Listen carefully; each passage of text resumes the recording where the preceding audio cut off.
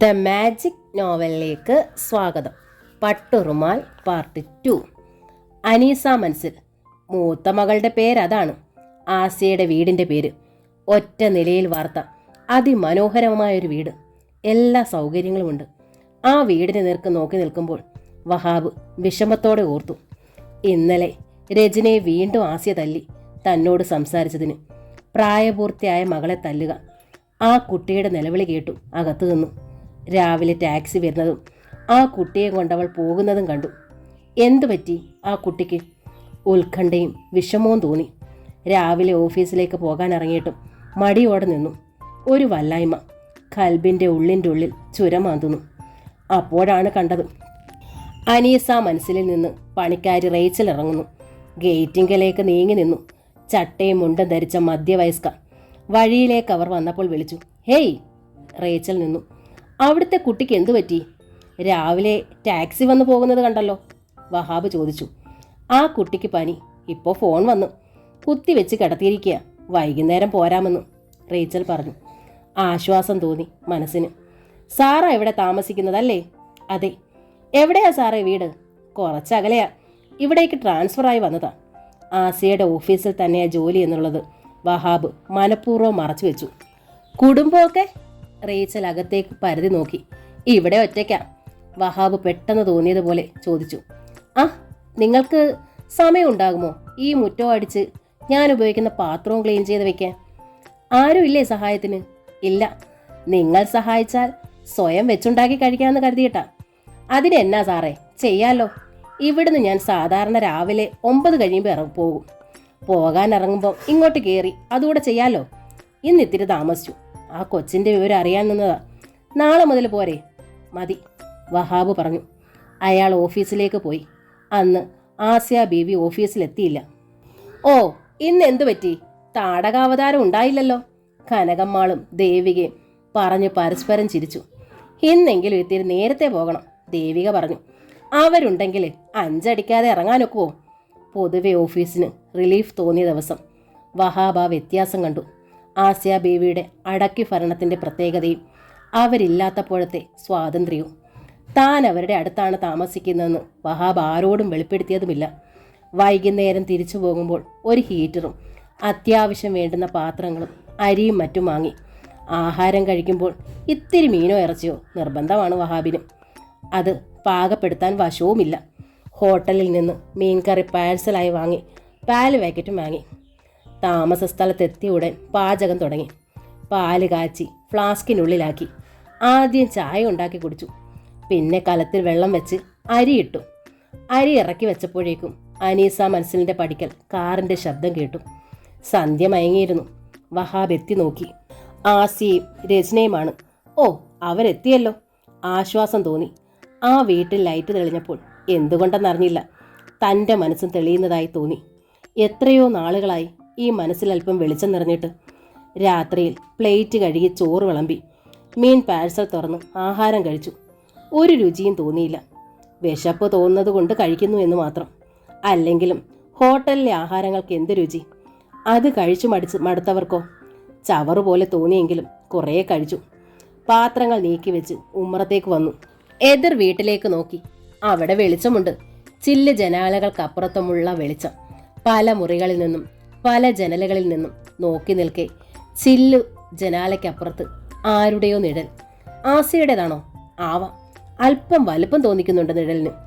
ആ കുട്ടിയുടെ അസുഖം പൂർണ്ണമായും ഭേദമായിട്ടുണ്ടോ ആവോ? കഷ്ടം. താൻ കാരണം ആ പെൺകുട്ടി അടികൊണ്ടു.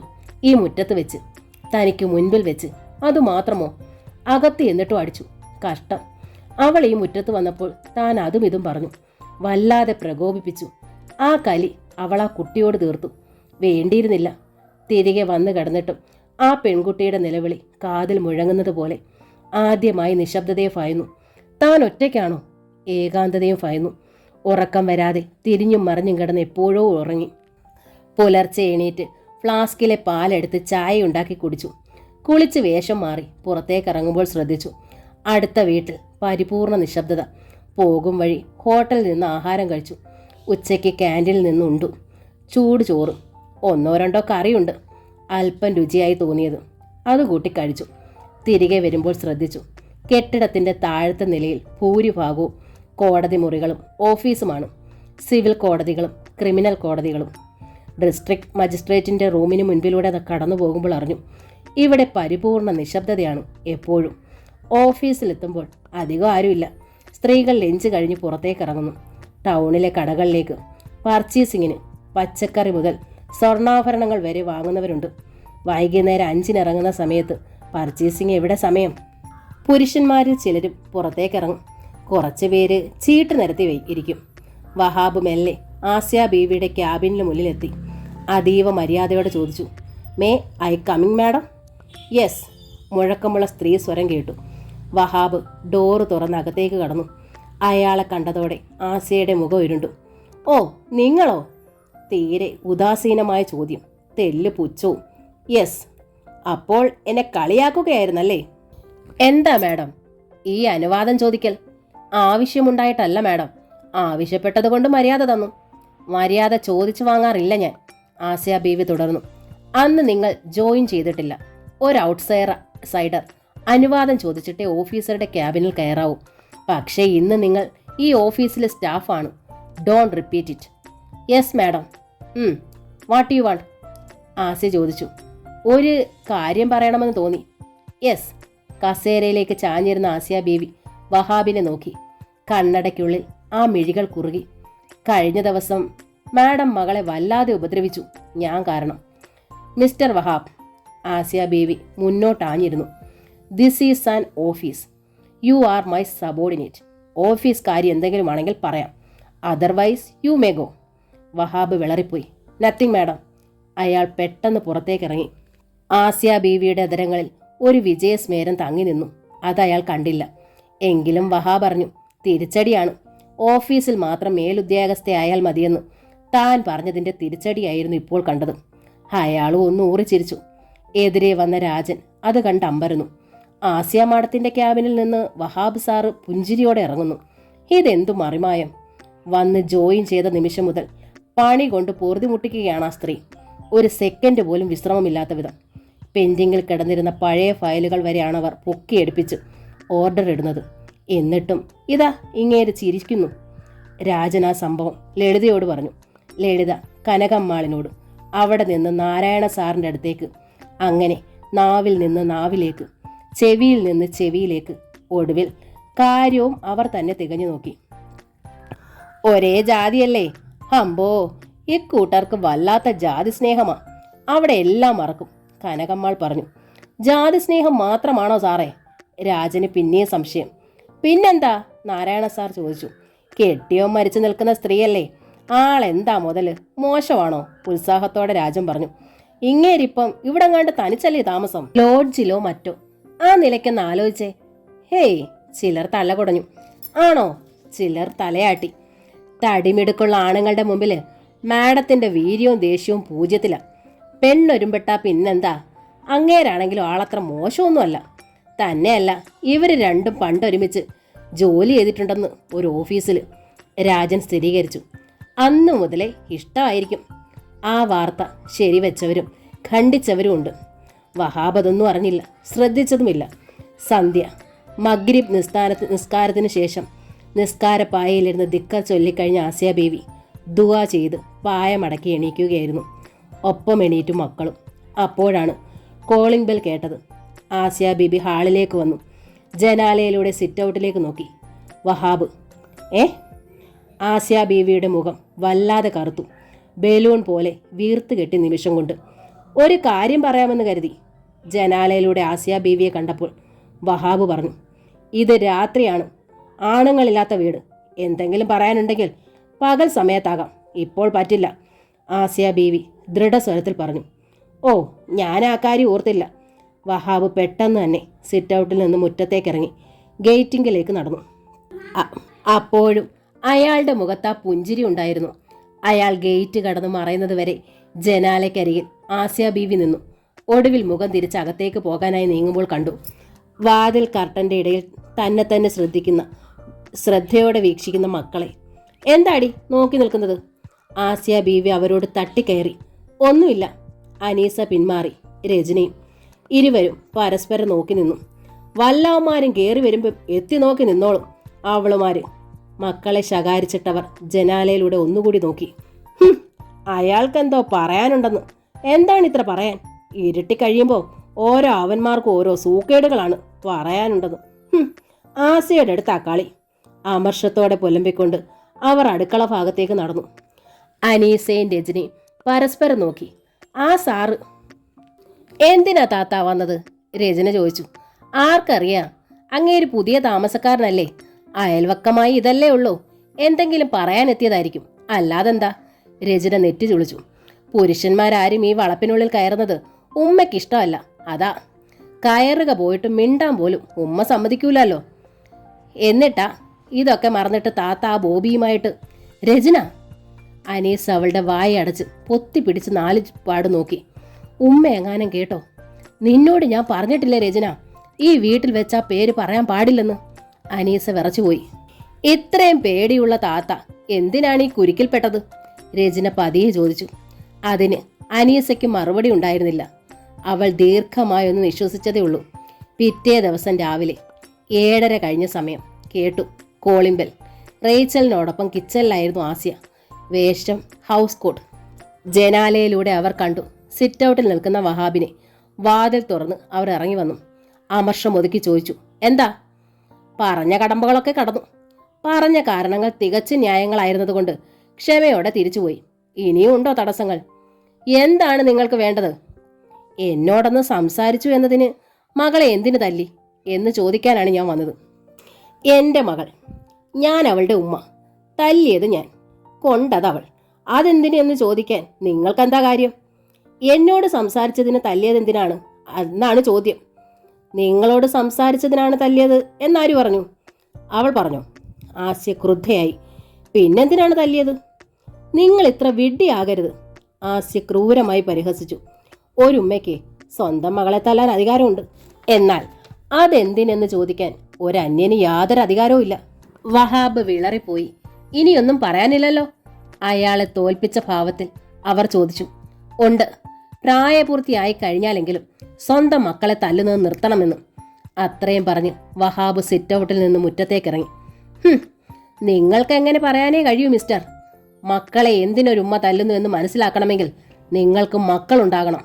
ആ മക്കൾക്കൊരു ഉമ്മയും ഉണ്ടാകണം. രണ്ടും നിങ്ങൾക്കില്ലല്ലോ. ആസിയ. ഞെരിഞ്ഞിൽ മേൽച്ച അറിയാതെ പാദങ്ങൾ ചവിട്ടിയതുപോലെ വഹാബ് ഞെട്ടി വിളിച്ചു പോയി. അനീസയും രചനയും കണ്ടു വഹാബിന്റെ ആ നിൽപ്പ്, ആ സങ്കടം. ഇരുവർക്കും വിഷമം തോന്നി. ഉമ്മ എന്തിനാണ് ഈ സാറിനോട് ഇത്ര ദേഷ്യപ്പെടുന്നത്? അദ്ദേഹം അനാവശ്യമൊന്നും പറഞ്ഞില്ലല്ലോ. ഉമ്മ എന്താണിങ്ങനെ? ആരോടും സൗമ്യതയില്ല, കടിച്ചു മുറിച്ചേ സംസാരിക്കുകയുള്ളൂ. അയൽവക്കത്തുകാരുമായും ഒട്ടും സഹകരണമില്ല. ആരും ഇവിടെ കയറി വരാറില്ല. ഉമ്മ എന്തിനാണിങ്ങനെ ആളുകളെ അകറ്റുന്നത്? ഉമ്മ എന്തിനാണ് ഇത്രയേറെ റഫാകുന്നത്? പക്ഷേ ചോദിക്കാൻ വയ്യ. ഇത്തരം കാര്യങ്ങൾ സംസാരിക്കുന്നതേ ഉമ്മയ്ക്കിഷ്ടമല്ല. രാവിലെ വഹാബിന് കിട്ടിയത് കനത്ത അടി തന്നെയായിരുന്നു. തനിക്ക് മക്കളില്ല, അതുകൊണ്ട് മക്കളെക്കുറിച്ച് സംസാരിക്കാൻ അധികാരമില്ല. തനിക്ക് മക്കളെക്കുറിച്ച് മനസ്സിലാവുകയുമില്ല. തളർന്നു പോയി വഹാബ്. ശക്തമായ തളർച്ച. ആസിയ ഇറങ്ങിയ പിന്നാലെ റേച്ചലും ഇറങ്ങി ഇപ്പുറത്തേക്ക് വന്നു. റേച്ചൽ ഗേറ്റ് കടന്നു വന്ന് മുറ്റം അടിച്ച് വൃത്തിയാക്കി.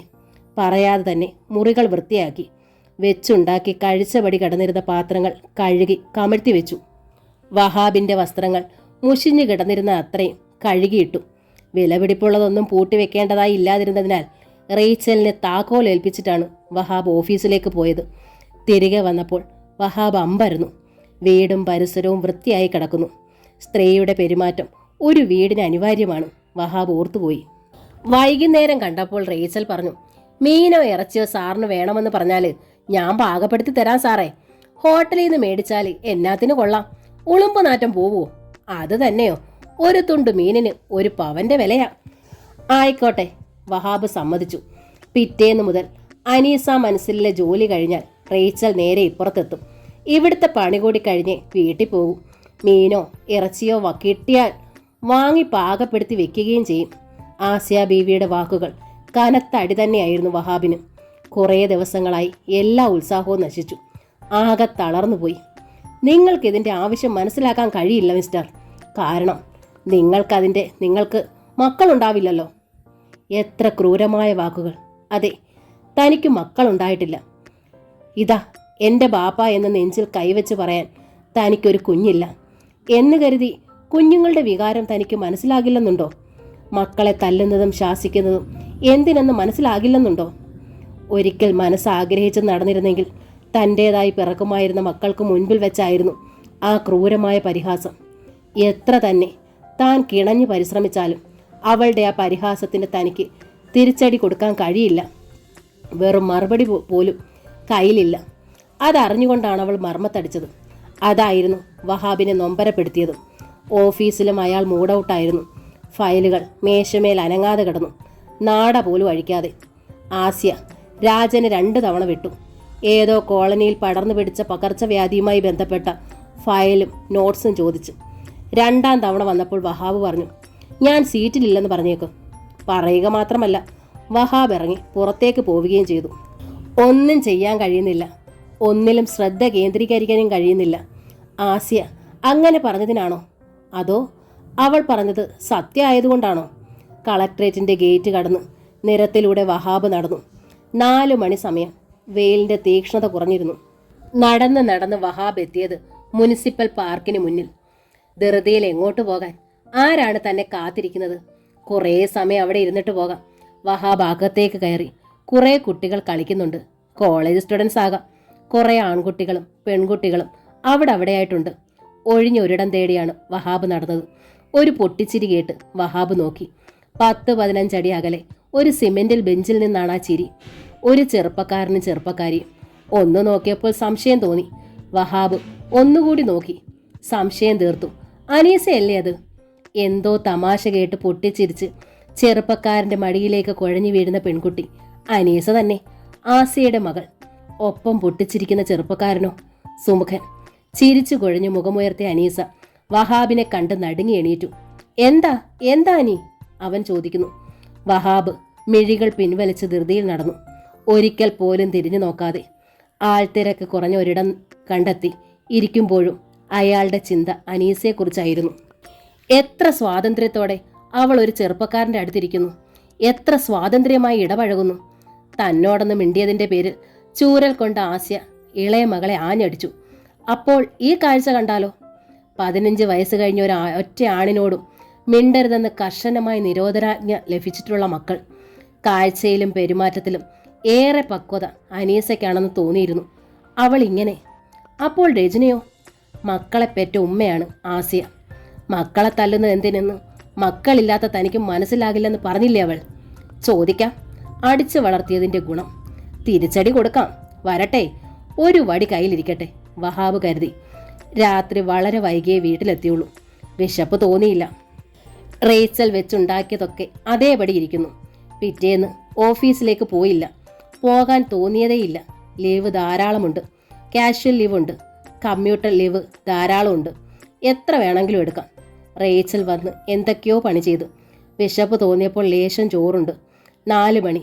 റേച്ചൽ ഉണ്ടാക്കി വെച്ച ചായ ഫ്ലാസ്കിലുണ്ടായിരുന്നു. ഒരു ഗ്ലാസ്സിൽ ചായ പകർന്ന് തിരിയുമ്പോൾ അമ്പരുന്നു. ഉമ്മറപ്പടിയിൽ അനീസ. യാചനയും ഭീതിയും കലർന്ന മുഖം. ആകെ അവൾ പരുങ്ങല്ലായിരുന്നു. ചായ കുടിച്ചുകൊണ്ട് ഗൗരവം കലർത്തി വഹാബ് ചോദിച്ചു. അവൾ പൂർവാധികം വിളറി. കോളേജ് വിട്ട് വരുന്ന വഴിയാണ്. ചുരിദാർ വേഷം. ഷാളിൻ്റെ ഒരറ്റം കൊണ്ട് മുടിയെ പാതി മറച്ചിരിക്കുന്നു. പുസ്തകങ്ങൾ മാറിന് കുറുകെ വെച്ച് 2 കൈത്തലവും കൊണ്ട് ചേർത്ത് പിടിച്ചിരിക്കുന്നു. ഇന്നലത്തെ സംഭവത്തെക്കുറിച്ച് പറയാൻ വന്നതാണവൾ. കണ്ടപ്പോഴേ പിടികിട്ടി. പക്ഷേ വഹാബ് അത് ഭാവിച്ചില്ല. അവൾ കരികിലേക്ക് വന്ന് ചോദിച്ചു, എന്താ അനിയത്തിക്ക് കിട്ടിയതുപോലെ ഇവിടെ വന്നതിന് കുട്ടിക്കും വേണോ ചൂരൽ സമ്മാനം? അനീസയുടെ മിഴികളിൽ ഭീതി ചേക്കേറി. മിടയിറക്കി അവൾ ശബ്ദമടക്കി ചോദിച്ചു, സാർ, ഇന്നലെ പാർക്കിൽ വെച്ച് കണ്ടത് ഉമ്മ അറിയല്ലേ?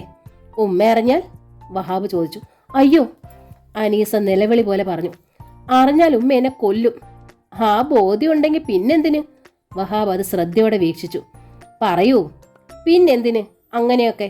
അവിടെയൊക്കെ പോയി, അതും ഒരുവനോടൊത്ത്. അത് വെറുതെ ഞങ്ങൾ സംസാരിക്കുകയായിരുന്നു. വെറുതെ സംസാരിച്ചാലും കാര്യത്തിലായാലും തെറ്റ് തന്നെ. മക്കളുണ്ടായിട്ടില്ലെങ്കിലും ഒരു ബാപ്പയുടെ വികാരങ്ങൾ എന്തെന്ന് എനിക്കറിയാം, വഹാബ് ഗൗരവം കൂടാതെ പറഞ്ഞു.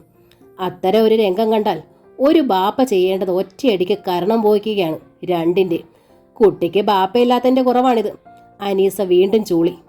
പഠിക്കാൻ പോകുന്ന കുട്ടികൾ പഠിക്കണം, അല്ലാതെ ഓരോരുത്തരുമായി പാർക്കിലും ബീച്ചിലും ഒക്കെ പോയി കുഴഞ്ഞാടുകയല്ല വേണ്ടത്. അനീസ ദയനീയമായി നോക്കി. ഇനി ഇത് ആവർത്തിക്കുമോ? വഹാബ് ചോദിച്ചു. ഇല്ല, അവൾ പറഞ്ഞു. ശരി, ഞാൻ കുട്ടിയുടെ ഉമ്മയോട് പറയില്ല. ബട്ട് വഹാബ് തുടർന്നു, ഒരിക്കൽ കൂടി കണ്ടാൽ ഷുവർ ഞാൻ പറഞ്ഞിരിക്കും. അനീസ സമ്മതമെന്ന് തലയാട്ടി. ശരി, പൊയ്ക്കോളൂ. അനീസ ഉമ്മറത്ത് നിന്ന് തിരിച്ചിറങ്ങി മുറ്റത്തൂടെ നടക്കുമ്പോൾ അവൾ അരിശത്തോടെ ഓർത്തു. അയ്യടാ, അയാളുടെ ഒരു ഉപദേശവും കർശന ഓർഡറും. ഇയാളെന്തിനാ പാർക്കിലും ബീച്ചിലും ഒക്കെ കറങ്ങി നടക്കുന്നത്? ചിരിക്കുന്ന രംഗങ്ങൾ കാണാൻ. ഏതായാലും ഭാഗ്യം, അതിനു മുമ്പെങ്ങാൻ ഇയാൾ വന്നിരുന്നെങ്കിലോ? അതിലും കൂടിയ രംഗങ്ങൾ കാണേണ്ടതായി വന്നേനെ. ഇനി ഇത് ആവർത്തിക്കരുതെന്ന് അത് പറയാൻ ഇയാൾ ആരാണ്? ഉമ്മയുടെ ഓഫീസിൽ തന്നെ ജോലി ചെയ്യുന്നു. അതുകൊണ്ടങ്ങാണം ഇയാൾ ഉമ്മയുടെ ചെവിയിൽ വാർത്ത എത്തിച്ചാലോ? അനീസയ്ക്ക് ആ ഓർമ്മയിൽ തന്നെ തല കയറി. പാദം മുതൽ മരവിപ്പായി. അതുകൊണ്ടാണ് അയാളോട് കെഞ്ചാൻ പോയത്. അപ്പോൾ അയാളുടെ ഒരു ഗർവും താക്കീതും. രചനയും അനീസ ഒരുമിച്ചാണ് വന്നത്. ഒരേ കോളേജിലാണ് ഇരുവരും. രചനയ്ക്ക് വിവരങ്ങളെല്ലാം അറിയാം. അനീസ വഹാബിനെ കാണാൻ കയറിയപ്പോൾ രചന ഗേറ്റിനപ്പുറത്ത് നിൽക്കുന്നുണ്ടായിരുന്നു. അനീസ ഇറങ്ങി വന്നു. എന്തായി? രചന ചോദിച്ചു. ഇയാളോട് കെഞ്ചാൻ പോകേണ്ടിയിരുന്നില്ല, അനീസ അനിഷ്ടത്തോടെ പറഞ്ഞു. എന്താ താത്ത? കുറേ ഉപദേശങ്ങൾ, കുറേ താക്കീത്. അങ്ങേര് ഉമ്മോട് പറയുവോ? ഇനി ഇത് ആവർത്തിച്ചാൽ? തൽക്കാലം ഇല്ലല്ലോ. ഇല്ല. അത് മതി, രചന ചിരിച്ചു. ഇരുവരും അകത്ത് കയറി. രചന ചായയ്ക്ക് വെള്ളം വെച്ചു. കാച്ചി ഫ്രിഡ്ജിൽ വെച്ചിരുന്ന പാലെടുത്ത് ചായ ഉണ്ടാക്കി. രാവിലെ ഉണ്ടാക്കിയ അപ്പം ചായയോടൊപ്പം കഴിക്കുമ്പോൾ രചന പറഞ്ഞു, താത്ത, എന്നാൽ ഇത് തീക്കളിയാണേ.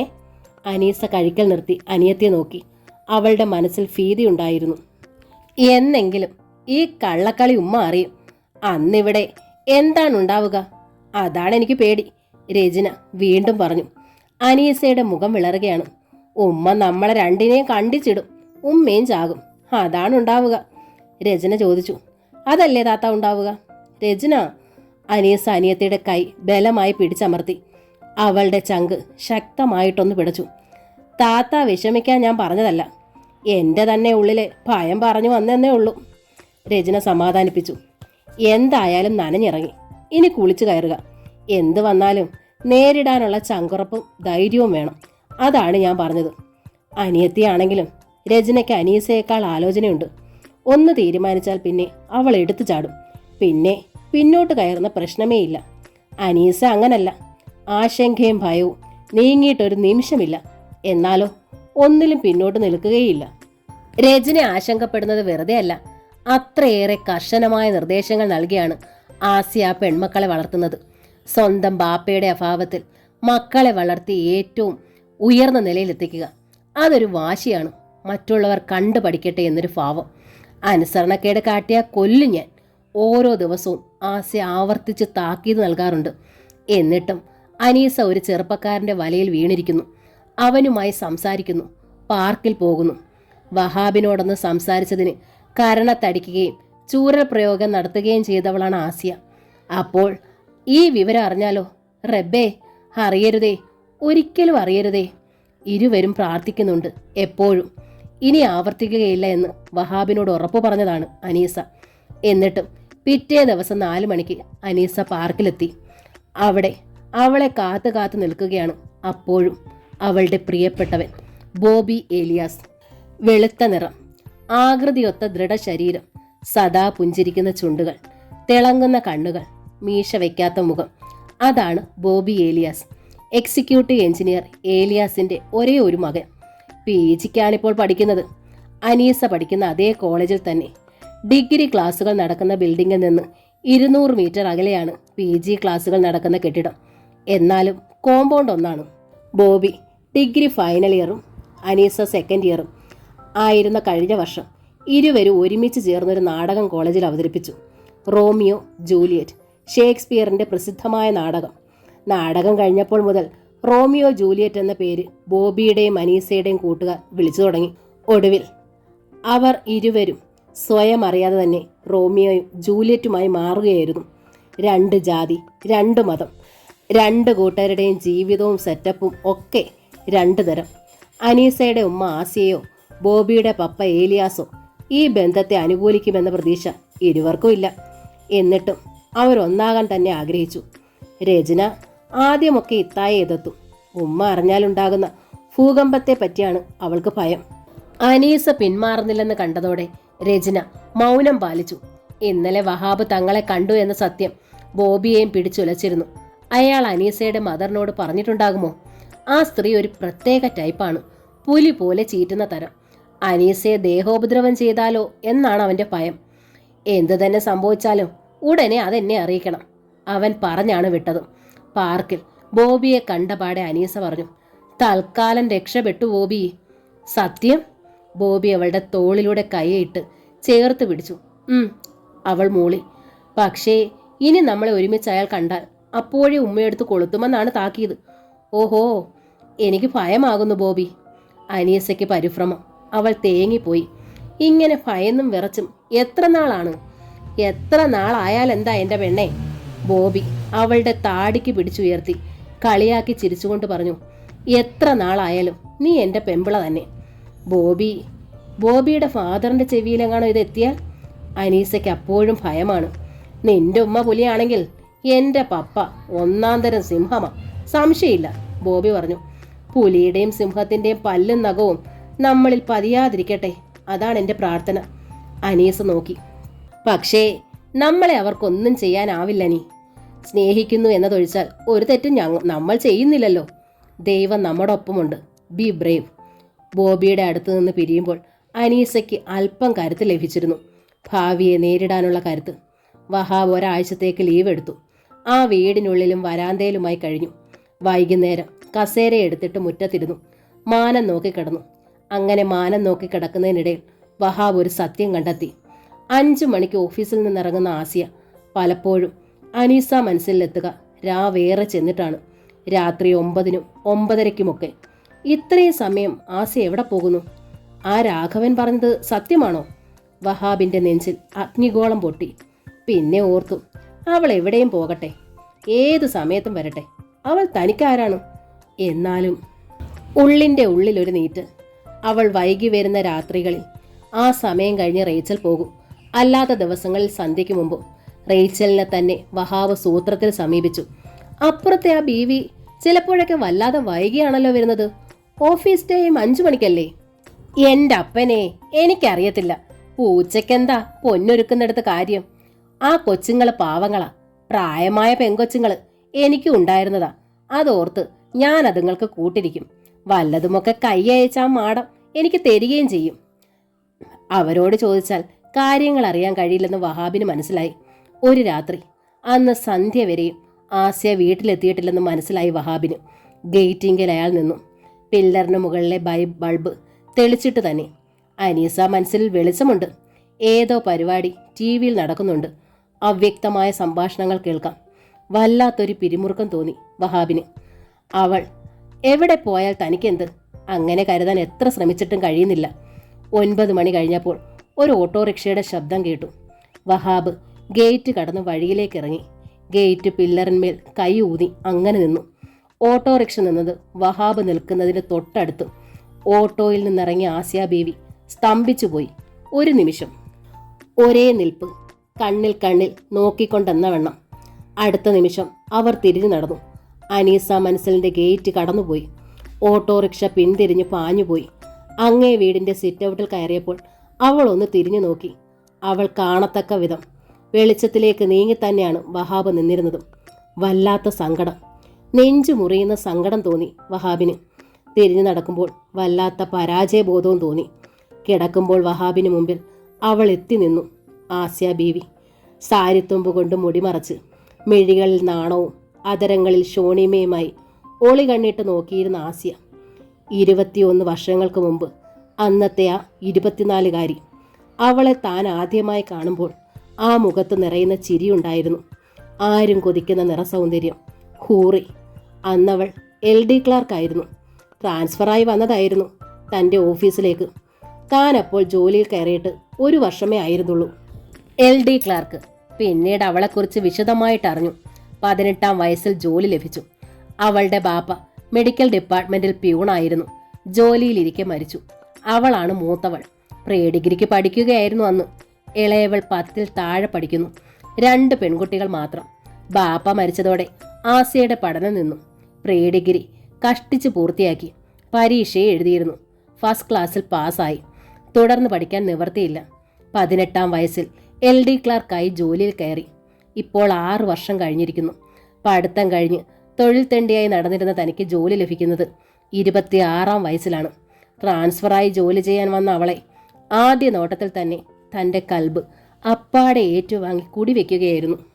നാണം പുരണ്ട ആ ചെഞ്ചൊടികളിലെ മന്ദഹാസം തൻ്റെ മനസ്സ് ഓരോ നിമിഷവും ഏറ്റുവാങ്ങുകയായിരുന്നു. ഒടുവിൽ അവളെ തൻ്റെ ഹൃദയത്തിൽ വാഴിച്ചു. പിന്നവളെ തൻ്റെ ബീവിയാക്കി സ്വപ്നങ്ങളിൽ കുടിയിരുത്തി. ഒരിക്കൽ നേരിട്ട് ചോദിക്കുകയും ചെയ്തു. അതിപ്പോ ഞാൻ എന്നാ പറയാനാണ്? നാണം പുരണ്ട മന്ദഹാസത്തോടെ അവൾ പറഞ്ഞു. ഉമ്മയോട് വന്ന് ചോദിക്കാം. അതിനു മുമ്പ് പറയൂ, ആസിക്ക് ഇഷ്ടമാണോ? പൂവ് പോലെ മുഖം വിടർന്നു. മിഴികൾ തിളക്കമാർന്നു. ഇഷ്ടവാ, പെരുത്തിഷ്ടവാ. തൻ്റെ മനസ്സും പൂ പോലെ വിടർന്നു. ഓരോ ദളത്തിലും അവളുടെ രൂപം പതിഞ്ഞു, അച്ചടിച്ചതുപോലെ. എപ്പോഴും പിറ്റേ ഞായറാഴ്ച തന്നെ ചെന്നു തൻ്റെ ബാപ്പ. ഒരുപാട് സങ്കല്പങ്ങളിൽ മുഴുകി വൈവിധ്യമാർന്ന വർണ്ണ സ്വപ്നങ്ങളുമായി ബാപ്പയുടെ വരവിനായി താൻ കാത്തിരുന്നു. ബാപ്പ വന്നതോ കുടുവിച്ച മുഖവും ഞെരിക്കുന്ന പല്ലുകളുമായി തന്നെ തുറിച്ചു നോക്കി ബാപ്പ അന്ന് പറഞ്ഞു, തൻ്റെ ജോലിക്ക് വലിപ്പം പോരെന്ന് ഓൾഡ് ഉമ്മ പറഞ്ഞു. എന്താ ബാപ്പ ഈ പറയണേ? എനിക്കൊന്നും മനസ്സിലാകണില്ല. താൻ വിയർത്തുപോയി. അൻ്റെ മേലുദ്യോഗസ്ഥയാണോ ഓള്? മേലുദ്യോഗസ്ഥയോ? ഇതാരാ പറഞ്ഞത്? തന്നേന്ന് അന്നെക്കാളും ശമ്പളം ഓള് വാങ്ങിക്കുന്നുണ്ടോ? ആ, സമ്മതിച്ചു. 6 വർഷത്തെ ഇൻക്രിമെൻ്റ് അവൾക്കുണ്ടല്ലോ. അതന്നെ അവരും പറയുന്നത്. ഓളുടെ മുഴുത്ത ശമ്പളം കണ്ടിട്ടാ നീ കൊതിക്കണതെന്ന്. ഓൾക്ക് കഴിഞ്ഞ ദിവസം എങ്ങാണ്ടൊന്ന് വലിയൊരു ഉദ്യോഗസ്ഥൻ്റെ വന്ന് നിക്കാഹ് പറഞ്ഞു. ആ തള്ളെ അതങ്ങ് ഉറപ്പിച്ചു, വാക്കും കൊടുത്തു. ഒക്കെ കഴിഞ്ഞ് താഴ്ന്ന ശമ്പളക്കാരൻ്റെ ബാപ്പ എന്നാൽ അവര് വക വെക്കുവോ? പെരുവിരൽ മുതൽ ഒരു തരിപ്പ് കയറി. അത്രയ്ക്ക് ഞെട്ടലായിരുന്നു ആ വാക്കുകൾ. ആസിയെ മറ്റൊരുത്തനായി ഉറപ്പിച്ചെന്നോ? ഇലാഹി! കൽബ് മുറിഞ്ഞു പോകുന്ന വേദനയായിരുന്നു അന്ന്. എങ്ങനെയാണ് എന്ന് ഇരുണ്ട് വെളുത്തതൊന്നും അറിയില്ല. പിറ്റേന്ന് ഓഫീസിൽ വെച്ച് ചോദിച്ചു. എനിക്കറിയില്ല, ഒക്കെ ഉമ്മയുടെ തീരുമാനമോ? ആസിയ പറഞ്ഞു. അതൊരു ഒഴിഞ്ഞുമാറലായിരുന്നോ? നിങ്ങളെക്കാളും കൂടുതൽ ശമ്പളം പറ്റണ ഞാൻ നിങ്ങളുടെ ബീവി ആയാൽ കുഴപ്പമാണെന്നാ അമ്മ പറയണത്. ആസിക്ക് എന്ത് തോന്നുന്നു? അവൾക്ക് മറുപടിയില്ല. വന്ന ആലോചന വലിയ ഉദ്യോഗസ്ഥൻ്റെയാ അല്ലേ? അവൾ മുഖമുയർത്തി നിസ്സഹായതയോടെ നോക്കിയേ. ശരിയാണ് ആസിയയുടെ ഉമ്മ പറഞ്ഞത്. തന്നേക്കാൾ താഴ്ന്ന ശമ്പളക്കാരൻ ഭർത്താവാകുന്നത് ഒരു സ്ത്രീക്ക് പ്രശ്നം തന്നെയാണ്. ഞാനത് മനസ്സിലാക്കിയില്ല. വിഡ്ഢി. നിക്കാഹ് കഴിക്കുന്നത് മനസ്സുകൾ തമ്മിലുള്ള ചേർച്ചയിലല്ല, ശമ്പളത്തിന്റെ താരതമ്യ പഠനത്തിലാണ്. ഞാനത് മനസ്സിലാക്കിയില്ല. ആന വിഡ്ഢിത്തം. ആസ്യ മറന്നു കളയുക. ഞാനിങ്ങനെ ആലോചിച്ചു എന്നു. ഇനി മുന്നോട്ടുള്ള ജീവിതത്തിൽ ഒരിക്കലും ഓർക്കാൻ ശ്രമിക്കുകയരുത്. അവൾ അപ്പോഴും മറുപടി ഒന്നും പറഞ്ഞില്ല. അവളോട് ലാഘവത്തോടെ മറുപടി പറഞ്ഞു. എങ്കിലും ഒരിക്കലും അവളെ മറക്കാൻ കഴിഞ്ഞില്ല. തൻ്റെ മനസ്സാദ്യമായി കീഴടക്കിയവൾ അത് ആയതുകൊണ്ടാവാം. അന്ന് തന്നെ ലീവ് എടുത്തു. പിന്നെ ട്രാൻസ്ഫറിനായി ശ്രമിച്ചു. ഇനി ആ ഓഫീസിൽ അവളുടെ മുൻപിൽ ആ മുഖം കണ്ടുകൊണ്ടിരിക്കാനാവില്ലെന്ന് തോന്നി. ട്രാൻസ്ഫർ ലഭിച്ച് റിലീവിംഗ് ഓർഡറിനായി തിരിച്ച് ഓഫീസിൽ ചെല്ലുമ്പോഴേക്കും ആസിയയുടെ നിക്കാഹ് കഴിഞ്ഞിരുന്നു. പിന്നെ കാണുന്നത് ഇപ്പോഴാണ്. 21 വർഷങ്ങൾക്ക് ശേഷം. എന്തെന്തു മാറ്റങ്ങളിൽ അവളിൽ! എന്തു പറ്റി ഇങ്ങനെ വരാൻ? ഉയർന്ന ശമ്പളക്കാരനായിട്ടും ചേർന്നു പോകാൻ കഴിയാതിരുന്നതെന്ത്? ഉറക്കം കൺപോളകളെ തഴുകും വരെ വഹാബിന്റെ ചിന്ത അതുതന്നെയായിരുന്നു. ഒടുവിലതാ അവൾ വിധവയുമായി. ഒരു വൈകുന്നേരം വരുമ്പോൾ റേച്ചൽ വഹാബ് താമസിക്കുന്ന വീടിന്റെ ഗേറ്റ് കടന്നു വരുന്നത് ആസിയ കണ്ടു. ആസിയയുടെ കണ്ണുകൾ കത്തി. പിറ്റേന്ന് അനീസ മനസ്സിലെത്തിയ റേച്ചലിനോട് ആസി തട്ടിക്കേറി. ഇവിടെ മാത്രമേ പണി ചെയ്യാവൂന്ന് ശടിക്കല്ലേ മാഡം? ഇതൊക്കെ ചെയ്തല്ലേ ഞാൻ കഴിയണത്. 10 രൂപ കൂടുതൽ കിട്ടിയാൽ എൻ്റെ കാര്യം അത്രത്തോളമായി. റേച്ചൽ കാര്യം പറഞ്ഞു. അയാൾ നിങ്ങൾക്ക് എത്ര രൂപ കൂടുതൽ തരാമെന്ന് പറഞ്ഞു? മാസം 10-200 തരാമെന്ന് പറഞ്ഞു. ആസി അകത്തേക്ക് കയറി 2 100ന്റെ നോട്ടുകൾ എടുത്തുകൊണ്ട് വന്ന് റേച്ചലിന്റെ കയ്യിൽ വെച്ചു കൊടുത്തു. ഇതാ അയാൾ തരാമെന്ന് പറഞ്ഞ പണം പോരെ, ഇനി അയാൾക്ക് പണിയാൻ പോകണ്ട. റേച്ചലിന് സന്തോഷമായി. പണിയാതെ പണം കിട്ടുന്നു, പിന്നെന്താ? ഇല്ല മാഡം, ഞാൻ പോകത്തില്ല, അവർ തീർത്തു പറഞ്ഞു. പിറ്റേന്ന് മുതൽ റേച്ചൽ വഹാബിന്റെ താമസ സ്ഥലത്ത് ചെല്ലുകയോ മുറ്റമടിക്കുകയോ പാത്രങ്ങൾ കഴുകുകയേ ചെയ്തില്ല. വഹാബ് പക്ഷെ അവരെ പിടികൂടി. എൻ്റെ സാറേ, ആ മാഡം സമ്മതിക്കില്ല. അവരുടെ സ്വഭാവം വല്ലാത്തതാ. വെട്ടൊന്നേ മുറി രണ്ടെന്നും. ഇവിടെ പണിതിട്ട് ചെന്നാ അവിടുത്തെ പണി പോകും. എൻ്റെ കഞ്ഞിയിൽ ഞാൻ തന്നെ പാറ്റ വീഴ്ത്തണോ? സാറ് തരാമെന്ന് പറഞ്ഞ രൂപ ആ മാഡം എനിക്ക് തന്നു. ഓഹോ! വഹാബിൻ്റെ കണ്ണുകളും പുരുകവും ചുളിഞ്ഞു വികൃതമായി. ആസിയ, നിങ്ങൾക്ക് തരുന്ന ശമ്പളം എത്ര? മാസം 10-600 രൂപ തരും സാറേ. വഹാബ് പോക്കറ്റിനുള്ളിൽ കൈയിട്ടു. 600 നോട്ടുകൾ എടുത്ത് റേച്ചലിന് കൊടുത്തു. ഇതാ, അവൾ തന്ന ശമ്പളം ഞാൻ തരുന്നു. ഇനി അവൾക്ക് പണിയണ്ട. എൻ്റെ വീട്ടിൽ പണി ചെയ്താൽ മതി. റേച്ചലിന് ഇരട്ടി സന്തോഷമായി. ദിവസം 1-1.5 മണിക്കൂർ നേരത്തെ പണിക്ക്. 600 രൂപയോ? അവർ സമ്മതിച്ചു. വഹാബിൻ്റെ മുഖം വലിഞ്ഞു മുറുകി. ക്ഷമിക്കൊരതിരുണ്ട്. തോട്ടിയിട്ട് തോണ്ടി മത്സരിക്കാൻ വന്നാലോ? ഇനി ഒരു കൈ നോക്കുക തന്നെ. അയാൾ മൂളി ഉറപ്പിച്ചു. വെളുപ്പിന് 5-നുണർന്നു ആസിയ ബീവി. അതാണ് അവരുടെ പതിവ്. ഹൗസ് കോട്ടാണ് വേഷം. ലൈറ്റ് ഇട്ടവർ നോക്കി. സമയം കൃത്യം തന്നെ. ബെഡ്ഷീറ്റിൻ്റെ ചുളുക്ക് നിവർത്തി. പുതപ്പ് മടക്കി ബെഡിൻ്റെ തലയ്ക്കുള്ള സ്റ്റാൻഡിൽ മേലിട്ടു. മുറിയിൽ നിശബ്ദത, സർവത്ര നിശബ്ദത. മുൻപ് അനീസയും രജനിയും ഒപ്പം കിടക്കുമായിരുന്നു. പ്രായമായതോടെ ഇരുവരും മറ്റൊരു മുറിയിലേക്ക് കിടപ്പ് മാറ്റി. അവർ രാത്രിയിൽ ഓരോന്ന് പറഞ്ഞുകൊണ്ടിരിക്കും. അടക്കിച്ചിരിക്കും. സ്കൂളിലെ വിശേഷങ്ങളും തമാശകളും പരസ്പരം പറയുന്നതാവാം. എന്തെങ്കിലും എഴുതുകയോ വായിക്കുകയാണെങ്കിൽ താൻ അവരെ ശാസിക്കും. മിണ്ടാതിരിക്കുവാൻ പറയും. അതാവാം ഇരുവരും തൻ്റെ റൂമിൽ നിന്ന് കിടപ്പ് മാറ്റിയത്. തനിക്ക് ശല്യമുണ്ടാകാതിരിക്കാനോ അതോ അവർക്ക് സ്വാതന്ത്ര്യം കിട്ടിയിട്ടോ? എന്തായാലും വിലക്കിയില്ല. പക്ഷെ ഒന്നറിഞ്ഞു. അവർ മുറി മാറിയപ്പോൾ മുതൽ ഈ കിടപ്പ് മുറി നിശബ്ദമായി എന്നു. അല്ലെങ്കിലും അതെന്നേ നിശബ്ദമായതാണ്. ജീവിതം തുടിക്കാത്ത കിടക്കയും മുറിയും. കുട്ടികളെ മടക്കി വിളിച്ചില്ല. സ്വന്തം ഇഷ്ടങ്ങളും സൗര്യവും തേടുന്നവരെ താൻ ഒരിക്കലും വിലക്കാറില്ലല്ലോ. മുടി വാരി കെട്ടിക്കൊണ്ട് ആസിയ ബാത്റൂമിലേക്ക് കയറി. ഇറങ്ങി വരുമ്പോൾ അവർ കുളി കഴിഞ്ഞിരുന്നു. വെളുപ്പിനെയുള്ള കുളിയും പതിവാണ്. മുടിയിൽ തുവർത്ത് ചുറ്റിക്കെട്ടിക്കൊണ്ട് ആസിയ കിച്ചണിലെത്തി. ഫ്രിഡ്ജിൽ നിന്ന് പാലെടുത്ത് ചായ ഉണ്ടാക്കുന്നതിനിടയിൽ രചന പഠിക്കുന്ന ശബ്ദം കേട്ടു. അവൾ അങ്ങനെയാണ്. വിറുവിറുക്കുന്നത് പോലെ സ്വരം കേൾക്കും പഠിക്കുമ്പോൾ. അനീസയും ഉണർന്നിട്ടുണ്ടാകും. ഓർത്തപ്പോഴേക്കും അവൾ അടുക്കളയിൽ എത്തിക്കഴിഞ്ഞു. പല്ല് തേച്ച് വൃത്തിയായി അവൾ വരുമ്പോൾ ആസിയ പ്രഷർ കുക്കറിലേക്ക് അരി കഴുകിയിടുകയായിരുന്നു. അനീസ ചായ 3 കപ്പുകളിലായി പകർന്നു. 1 ഉമ്മയ്ക്ക് നൽകി, 1 അനിയത്തിക്ക്. പഠിക്കുന്നിടത്ത് എത്തിച്ചു. ബിസ്ക്കറ്റൂടെ, രചന പറഞ്ഞു. ചെറിയ കുട്ടിയായിരിക്കുമ്പോഴേ ഉള്ള പതിവാണ്. പുലർച്ചെ പല്ല് തേച്ച് ചായ കുടിക്കുമ്പോൾ കൂടെ ബിസ്ക്കറ്റോ ചിപ്സോ എന്തെങ്കിലും കഴിക്കുക. അനീസയ്ക്കും ആ പതിവുണ്ടായിരുന്നു. 10ാം ക്ലാസ്സൊക്കെ കഴിഞ്ഞപ്പോൾ അനീസ ആ പതിവങ്ങ് ക്രമേണ നിർത്തി. രചന പക്ഷേ അതിനൊന്നും തയ്യാറല്ല തന്നെ ഇപ്പോഴും. അതുകൊണ്ട് മാസ ബഡ്ജറ്റിൽ ബിസ്ക്കറ്റിനും ചിപ്സിനുമായി ഒരു തുക നീക്കി വെക്കേണ്ടതായി വരുന്നു ആസിയയ്ക്ക്. മുൻകോപം കാട്ടും. തെറ്റ് കണ്ടാൽ ശാസിക്കും, അടിക്കും. പക്ഷേ ആ മക്കൾ രണ്ടും ആസിയയ്ക്ക് ജീവന്റെ ജീവനാണ്. അവരുടെ ഇഷ്ടങ്ങൾ എന്തു തന്നെ ആയാലും സാധിച്ചു കൊടുക്കാനാണ് ആ ഉമ്മയ്ക്കിഷ്ടവും. അതുകൊണ്ട് പ്രായമായിട്ടും മക്കൾക്ക് വേണ്ടി അവർ ബിസ്ക്കറ്റ് വാങ്ങി ടിന്നുകളിൽ സൂക്ഷിക്കുന്നു. അനീസ ഒരു പ്ലേറ്റിൽ രചനയ്ക്ക് ബിസ്ക്കറ്റ് കൊണ്ടുവന്ന് കൊടുത്തു. സോൾട്ട് ബിസ്ക്കറ്റാണ് അവൾക്കേറെ ഇഷ്ടം. പഠിക്കുകയാണ് എന്ന പരിഗണന രചനയ്ക്കുണ്ട്. ജോലിയൊന്നും ചെയ്യണ്ട. അനീസ പുറത്തേക്ക് നോക്കി. വെള്ള കീറിയിരിക്കുന്നു. മുറ്റം തെളിഞ്ഞു വരുന്നു. 6 മണി കഴിഞ്ഞിരിക്കുന്നു. സൂര്യൻ കിഴക്ക് മെല്ലെ വെളിച്ചം പരത്തി ഉദിക്കുകയാണ്. ചുവപ്പ് വെളിച്ചം ജനാലയ്ക്കപ്പുറത്ത് കാണുന്ന തൈത്തെങ്ങുകളുടെ തലപ്പത്ത് സൂര്യന്റെ ചുവപ്പ് കലർന്ന വെളിച്ചം. തീക്കനൽ പോലെ സൂര്യന്റെ ഗോളാകൃതി മെല്ലെ മെല്ലെ ഉയരുന്നു. അനീസ കിച്ചണിലെത്തി. പ്രഷർ കുക്കറിന് മുകളിൽ ഉമ്മ വെയിറ്റ് ഇട്ടിരിക്കുന്നു. റേച്ചലിനെ കണ്ടില്ലല്ലോ, ആസിയ സ്വയം എന്നോണം പറഞ്ഞു. ചേട്ടത്തി വരുന്ന സമയം കഴിഞ്ഞല്ലോ, ഇന്നെന്തു പറ്റി?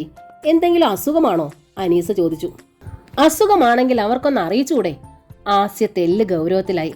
പെട്ടെന്നൊരു പനിയോ നടുവേദനയോ ഒക്കെ ഉണ്ടായാൽ എങ്ങനെയാണ് ഉമ്മ അറിയിക്കുക? അനീസ ഉമ്മയുടെ ഗൗരവം കുറയ്ക്കാനായി പറഞ്ഞു. ഇന്നലെ പോകുമ്പോഴേ ചേട്ടത്തിക്ക് തലവേദന ഉണ്ടായിരുന്നു. ആസിയ ഒന്ന് മൂളി. ഞാൻ തേങ്ങ ചിരുങ്ങിത്തരാം ഉമ്മ, കുറുമ ഉണ്ടാക്കണ്ടേ? അവൾ ചോദിച്ചു. നിനക്ക് പഠിക്കാനില്ലേ? ഉവ്വ്. എന്നാൽ പിന്നെ പോയിരുന്ന് പഠിക്ക്, ഞാൻ ചെയ്തോളാം ഇതൊക്കെ. പറഞ്ഞാൽ പിന്നെ മറുവാക്കില്ലല്ലോ. അനീസ തിരിച്ചുപോയി. രചനയുടെ ഒപ്പം ഇരുന്ന് ബുക്ക് നിവർത്തി. ധൃതിയിൽ അടുക്കളപ്പണി പൂർത്തിയാക്കിയിട്ട് ആസിയയും വന്നു. മക്കൾ പഠിക്കുന്ന മുറിയിൽ. ആ റേച്ചൽ വന്നില്ലല്ലോ, ആസിയ പറഞ്ഞു. ഇനി എന്തൊക്കെ പണി കിടക്കുന്നു. തറ തുടയ്ക്കാനുണ്ട്, തുണികൾ കഴുകാനുണ്ട്. പോകുന്നതിന് മുമ്പ് കുറച്ച് തുണികൾ ഞാൻ കഴുകിയിടാം ഉമ്മ, അനീസ പറഞ്ഞു. നീ ഇരുന്ന് പഠിച്ചാൽ മതി. നിനക്ക് ഈ ഇടയായി പഠിത്തത്തിലല്ല ശ്രദ്ധ. എൻ്റെ റബ്ബേ, അനീസ ഞെട്ടിത്തെറിച്ചു. ഉമ്മ എന്താണ് ഇങ്ങനെ പറഞ്ഞത്? എന്തെങ്കിലും അറിഞ്ഞോ? തൽക്കാലം പറയില്ലെന്ന് പറഞ്ഞെങ്കിലും ആ മനുഷ്യൻ ഉമ്മയോട് പറഞ്ഞോ താൻ പാർക്കിൽ പോയ വിവരം? രജനിയും അനീസയെ നോക്കി ആകെയൊന്ന് പകച്ച ഭാവത്തിൽ. പഠിക്കണ കുട്ടികൾ നന്നായി പഠിക്കണം, ആസിയ പറഞ്ഞു.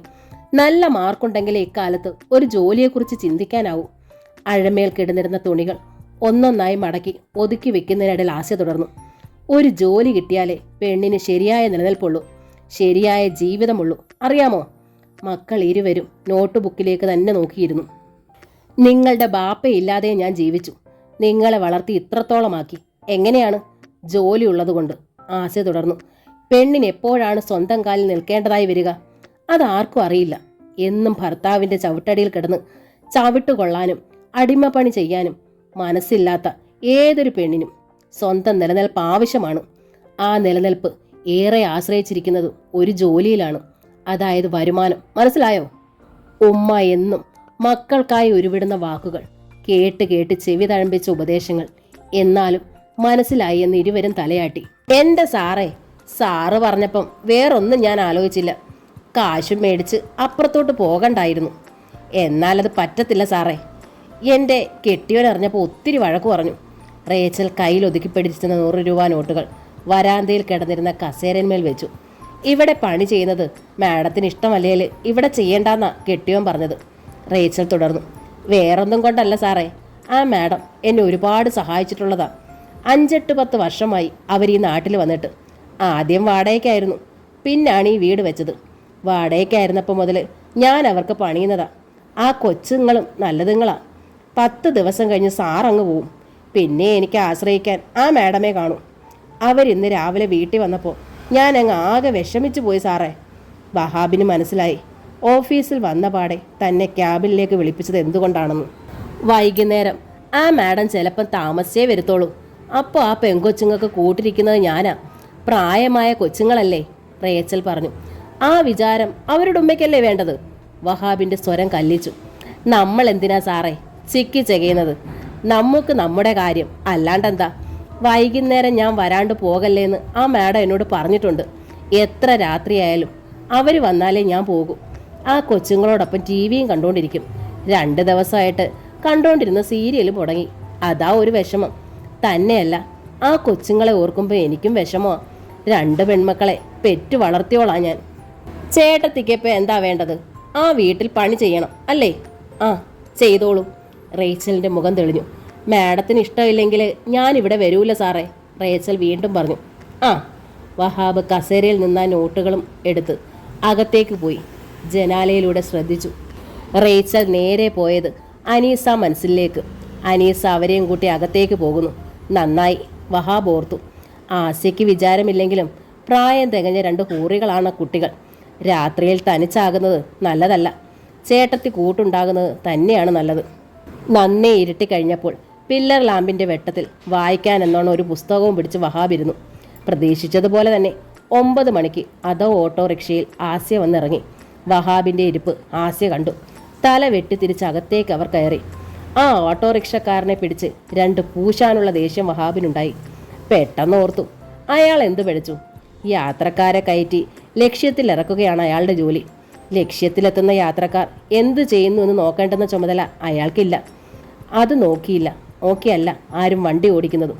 തൊട്ട നിമിഷത്തിൽ വഹാബ് ഓർത്തു, അല്ലെങ്കിൽ തന്നെ ആസിയ ഏത് വണ്ടിയിൽ കയറിയാലെന്ത്, എവിടെ പോയാലെന്ത്, തനിക്കെന്താ? അവൾ തൻ്റെ വെറും ഒരു മേലുദ്യോഗസ്ഥ മാത്രം. ഇപ്പോൾ അയൽക്കാരിയും മേലുദ്യോഗസ്ഥയും അയൽക്കാരിയും ഒക്കെ എവിടൊക്കെ പോകുന്നു എന്ന് അന്വേഷിക്കേണ്ട ആവശ്യം തനിക്കില്ല. എപ്പോൾ വരുന്നു എന്നും നോക്കേണ്ടതില്ല. ആ കസേരയിട്ട് ഇവിടെ ഇരുന്നതും തെറ്റ് തന്നെ. വഹാബ് ധൃതിയിൽ കസേരയെടുത്ത് അകത്തേക്ക് നടന്നു. അകത്ത് കയറിയുടൻ വാതിലും അടച്ചു. ആസിയ വീടിനുള്ളിലെത്തുമ്പോൾ റേച്ചലുണ്ട്, മക്കൾക്ക് കൂട്ടിന്. അവർ ഇവിടെ ഉണ്ടായിരുന്നല്ലോ എന്ന ആശ്വാസത്തിന് പകരം ദേഷ്യമാണ് ഉണ്ടായത്. ഗേറ്റിങ്കൽ കസേരയുമിട്ട് വഹാബ് ഇരിക്കുന്നത് കണ്ടപ്പോഴേ കലി വന്നതാണ്. ആ കലി റേച്ചലിൻ്റെ നേർക്ക് ചീറ്റി തെറിച്ചു. എന്തിനാണ് നിങ്ങൾ വന്നത്? അയാൾ അപ്പുറത്തുണ്ടായിരുന്നല്ലോ, അങ്ങോട്ടെന്താ പോകാതിരുന്നത്? റേച്ചൽ ഈ ചീറ്റർ പ്രതീക്ഷിച്ചിട്ടുണ്ടായിരുന്നു. അതുകൊണ്ട് അവർ നയത്തിൽ പറഞ്ഞു, 2 ദിവസം ഇവിടെ വരാണ്ടിരുന്നപ്പോൾ എനിക്ക് തന്നെ വല്ലാണ്ട് വിഷമമായി മാഡം. നാളെ മുതൽ വരാൻ തന്നെ ഇരിക്കുമായിരുന്നു ഞാൻ. അപ്പോഴാ മാഡം രാവിലെ വന്നത്. ഈ കുഞ്ഞുങ്ങളെ ഓർത്തപ്പോൾ ഞാൻ പോന്നതാ. അയാൾ വിട്ടോ? അങ്ങേര് കൂടുതൽ തന്ന പണം ഞാൻ കൊണ്ടുകൊടുത്ത് കാര്യം പറഞ്ഞു മാഡം. അങ്ങേരെതിരൊന്നും പറഞ്ഞില്ല. ഓ, മാഡത്തിന് ഇഷ്ടമല്ലെങ്കിൽ ഞാനിനി അങ്ങോട്ട് ചെല്ലത്തില്ലെന്നും പറഞ്ഞു. ഓഹോ, അങ്ങനെയും പറഞ്ഞോ? ആസിക്ക് കൂടുതൽ രോഷമായി. എന്നിട്ട് വേണം അയാളുടെ നാക്കേന്ന് വല്ലത് ഞാൻ കേൾക്കാൻ, അല്ലേ? അങ്ങേര് പാവമോ മാഡം? ഓഹോ, പാവമാണോ? ഇത്ര പെട്ടെന്ന് എങ്ങനെ മനസ്സിലായി നിങ്ങൾക്കത്? റേച്ചൽ കേട്ടതായി ഭാവിക്കാതെ നീങ്ങി നിന്നു. എന്താന്ന് വെച്ചാ അയാൾക്കും ചെയ്തു കൊടുക്ക്, അല്ലെങ്കിൽ പിന്നെ അതയാൾ ഓഫീസിൽ പാട്ടാക്കും. നിങ്ങളുടെ ഒരു വരുമാനം ഞാൻ മുട്ടിച്ചെന്നും വേണ്ട. റേച്ചലിൻ്റെ മുഖം തെളിഞ്ഞു. പിന്നൊരു കാര്യം, ഇവിടുത്തെ കാര്യം വല്ലതും നിങ്ങൾ വഴി അയാൾ അറിഞ്ഞു എന്ന് വന്നാൽ എന്നെ നിങ്ങൾക്ക് ശരിക്കറിയാലോ. ആസിയയുടെ കണ്ണുകളിൽ ദേഷ്യം കത്തിപ്പുകഞ്ഞു. എൻ്റെ നാവിന്മേനെന്ന് അങ്ങേരൊന്നും അറിയത്തില്ല മാഡം. കിള്ളിക്കിഴിച്ചെടുക്കാൻ അയാൾ കേമന. അമർഷത്തോടെ ആസിയ അകത്തേക്ക് നീങ്ങുമ്പോൾ പറഞ്ഞു. കസേരയിട്ട് ഗേറ്റിങ്കൽ കാത്തിരിക്കുന്നു ശപ്പൻ. ചീ. ആസിയ അകത്തേക്ക് മറഞ്ഞപ്പോൾ റേച്ചൽ നെഞ്ചത്ത് കൈവച്ചു. കർത്താവേ. അനീസയും രജനിയും സ്തുതി പറഞ്ഞു. അൽഹംദുലില്ലാ. പട്ടുറുമാൽ എന്ന നോവലിൻ്റെ ഈ ഭാഗം ഇവിടെ പൂർണ്ണമാവുകയാണ്. ഈ നോവൽ നിങ്ങൾക്ക് ഇഷ്ടമായെങ്കിൽ ലൈക്ക് ചെയ്ത് ഷെയർ ചെയ്ത് സബ്സ്ക്രൈബ് ചെയ്യണേ. താങ്ക്